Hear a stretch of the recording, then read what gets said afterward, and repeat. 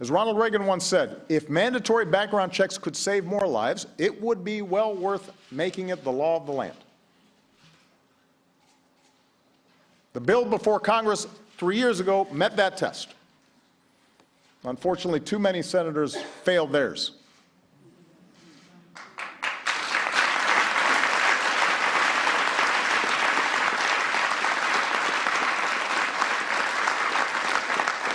In fact, we know that background checks make a difference. After Connecticut passed a law requiring background checks in gun safety courses, gun deaths decreased by 40%. 40%.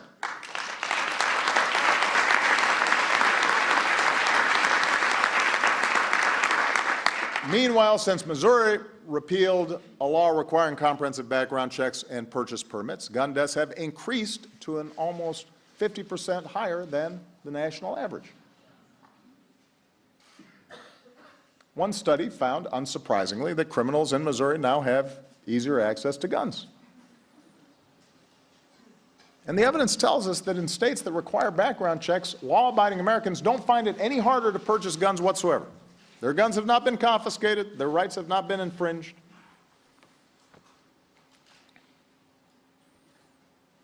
And that's just the information we have access to. With more research, we could further improve gun safety, just as with more research, we've reduced traffic fatalities enormously over the last 30 years.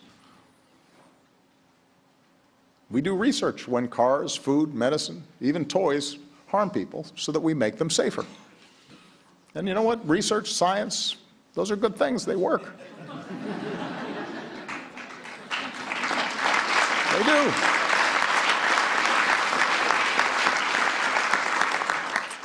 But think about this. When it comes to an inherently deadly weapon, nobody argues that guns are potentially deadly.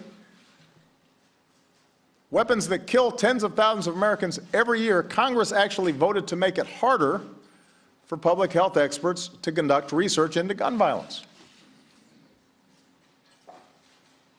Made it harder to collect data and facts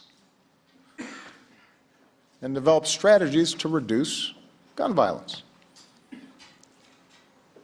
Even after San Bernardino, they've refused to make it harder for terrorist suspects who can't get on a plane to buy semi-automatic weapons. That's not right.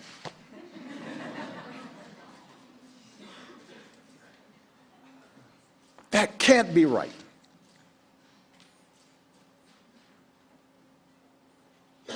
So the gun lobby may be holding Congress hostage right now, but they cannot hold America hostage. We do not have to accept this carnage as the price of freedom.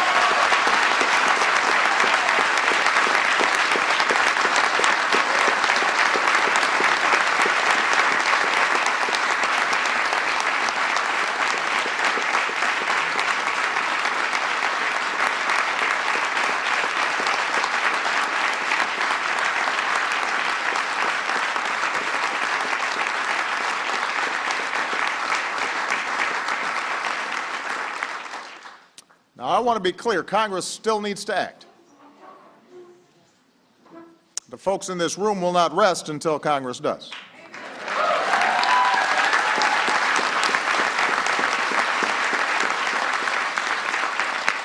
Because once Congress gets on board with common sense gun safety measures, we can reduce gun violence a whole lot more. But we also can't wait. Until we have a Congress that's in line with the majority of Americans, there are actions within my legal authority that we can take to help reduce gun violence and save more lives.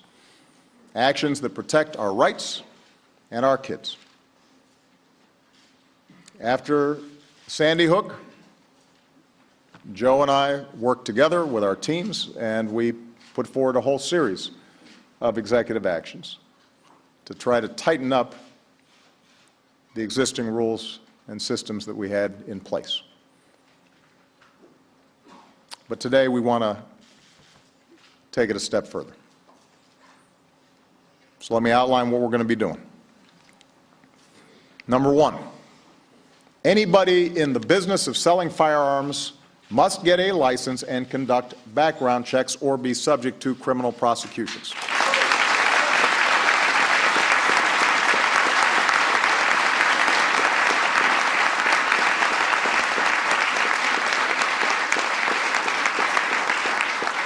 It doesn't matter whether you're doing it over the internet or at a gun show. It's not where you do it, but what you do. We're also expanding background checks to cover violent criminals who try to buy some of the most dangerous firearms by hiding behind trusts and corporations and various cutouts. We're also taking steps to make the background check system more efficient. Under the guidance of Jim Comey and the FBI and our Deputy Director, Tom Brandon at ATF, we're going to hire more folks to process applications faster, and we're going to bring an outdated background check system into the 21st century.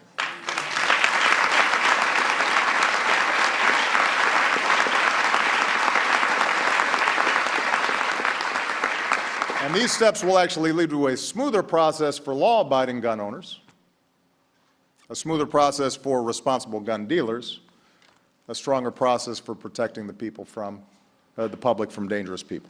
So that's number one. Number two, we're going to do everything we can to ensure the smart and effective enforcement of gun safety laws that are already on the books, which means we're going to add 200 more ATF agents and investigators. We're going to require firearms dealers to report more lost or stolen guns on a timely basis. We're working with advocates to protect victims of domestic abuse from gun violence, where too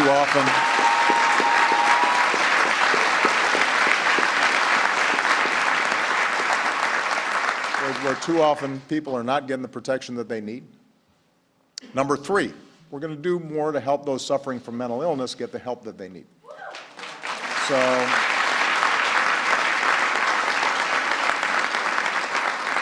high-profile mass shootings tend to shine a light on those few mentally unstable people who inflict harm on others, but the truth is that nearly 2 in 3 gun deaths are from suicides. So a lot of our work is to prevent people from hurting themselves. That's why we made sure that the Affordable Care Act, also known as Obamacare, finally, that law made sure that treatment for mental health was covered the same as treatment for any other illness. And that's why we're going to invest $500 million to expand access to treatment across the country.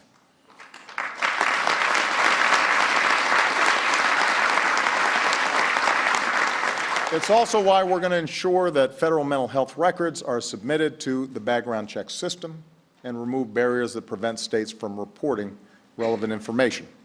If we can continue to destigmatize mental health issues, get folks proper care, and fill gaps in the background check system, then we can spare more families the pain of losing a loved one to suicide. And for those in Congress who so often rush to blame mental illness for mass shootings as a way of avoiding action on guns, here's your chance to support these efforts. Put your money where your mouth is.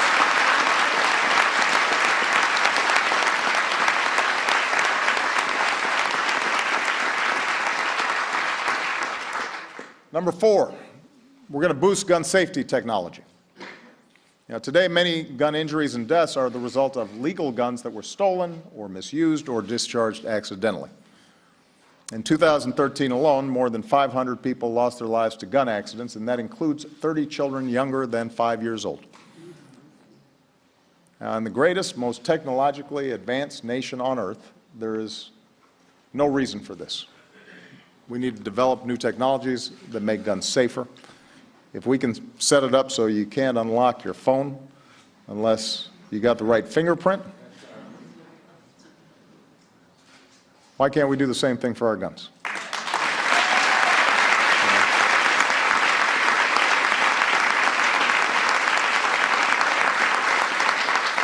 If there's an app that can help us find a missing tablet, which happens to me often, the older I get.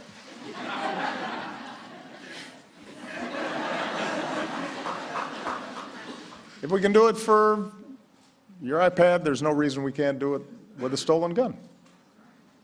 If a child can't open a bottle of aspirin, we should make sure that they can't pull a trigger on a gun. All right?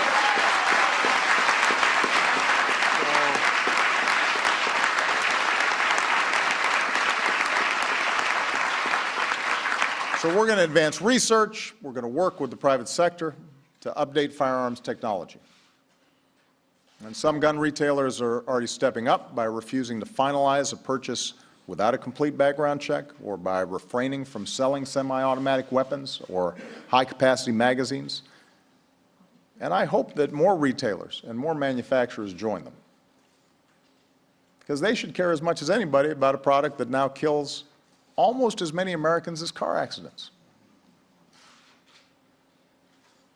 I make this point because none of us can do this alone. I think Mark made that point earlier. All of us should be able to work together to find a balance that declares the rest of our rights are also important.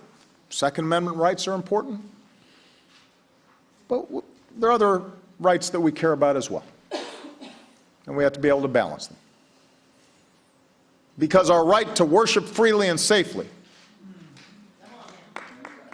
that right was denied to Christians in Charleston, South Carolina.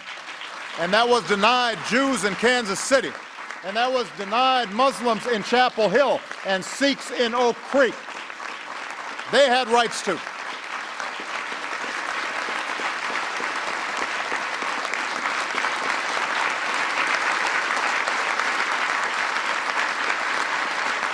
Our right to peaceful assembly, that right was robbed from moviegoers in Aurora and Lafayette. Our unalienable right to life and liberty and the pursuit of happiness, those rights were stripped from college kids in Blacksburg and Santa Barbara, and from high schoolers at Columbine, and from first graders in Newtown.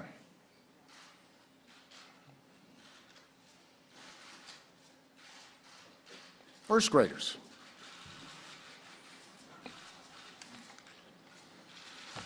And from every family who never imagined that their loved one would be taken from our lives by a bullet from a gun.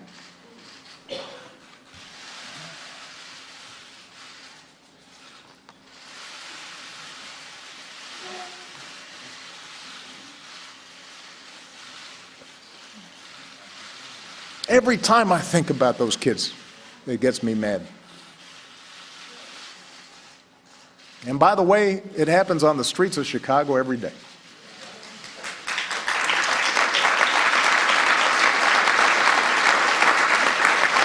So, all of us need to demand a Congress brave enough to stand up to the gun lobby's lies. All of us need to stand up and protect its citizens.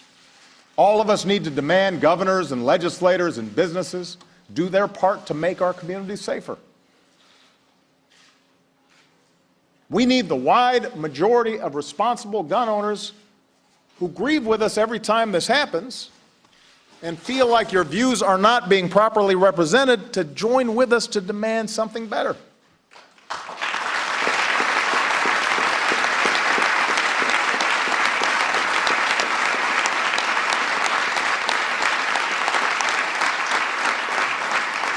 And we need voters who want safer gun laws and who are disappointed in leaders who stand in their way to remember come election time.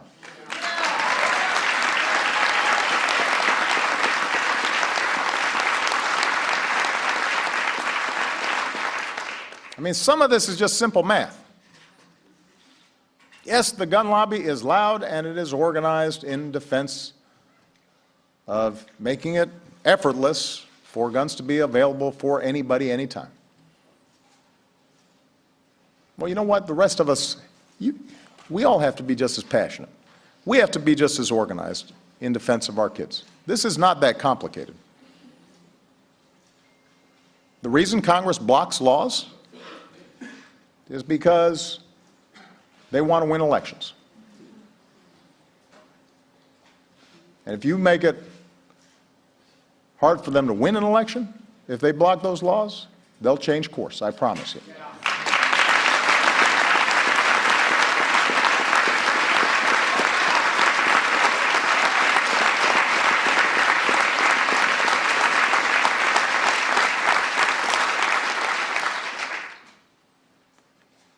And yes, it will be hard. And it won't happen overnight. It won't happen during this Congress. It won't happen during my presidency. But a lot of things don't happen overnight. A woman's right to vote didn't happen overnight.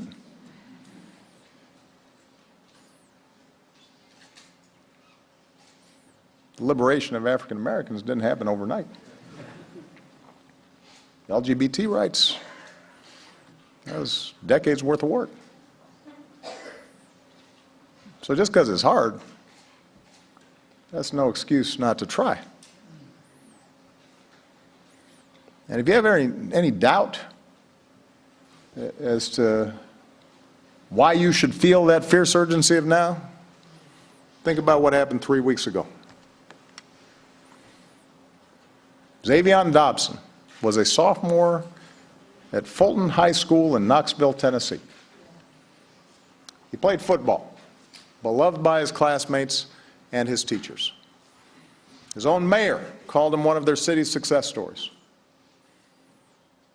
The week before Christmas, he headed to a friend's house to play video games. He wasn't in the wrong place at the wrong time. He hadn't made a bad decision. He was exactly where any other kid would be. Your kid. My kids.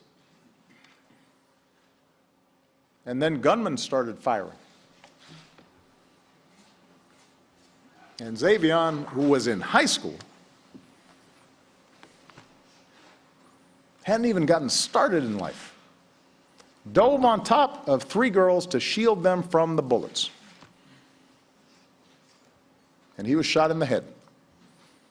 And the girls were spared. He gave his life to save theirs. An act of heroism a lot bigger than anything we should ever expect from a 15-year-old.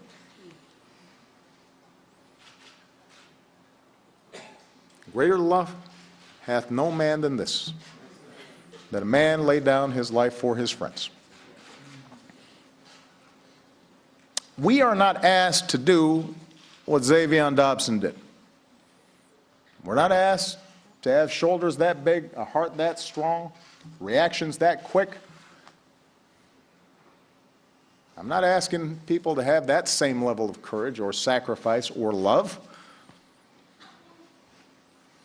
But if we love our kids and care about their prospects, and if we love this country and care about its future, then we can find the courage to vote. We can find the courage to get mobilized and organized. We can find the courage to cut through all the noise and do what a sensible country would do. That's what we're doing today, and tomorrow we should do more, and we should do more the day after that. And if we do, we'll leave behind a nation that's stronger than the one we inherited and worthy of the sacrifice of a young man like Xavion. Thank you very much, everybody. God bless you. Thank you. God bless you all. President Obama, in an emotional, over half-hour-long address announcing executive actions to further his goal toward gun control, working essentially around Congress. His executive action essentially expanding background checks by requiring those who sell guns, more of those who sell guns, to be registered as federally licensed gun dealers. The president specifically talking about some of the online sales he believes have worked around the requirements of background checks. The president at one point fighting back tears, the tears actually flowing as he went down the litany of the various mass shootings that have occurred around the country over the last several years.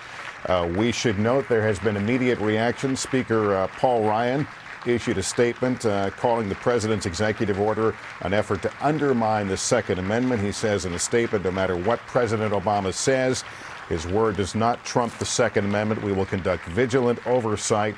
His executive order will no doubt be challenged in the courts. Again, part of the statement from Speaker Paul Ryan about the president's executive action. Chris Jansing, our senior White House correspondent, has been watching along with us from the North Lawn. We have seen the president certainly emotional on this topic before, Chris, but not quite like what we saw over the last few minutes. Never like this, not the depth of this emotion. You'll remember, Lester, that after Newtown, he had said that was the worst day of his life. He was deeply affected by it. He was introduced by the father of a 7-year-old who was killed there. And when he brought up Newtown and he brought up the deaths of those 20 children, first graders, you saw that frustration and that emotion come to the surface. This was never expected to be a detailed. We'll see whether or not he can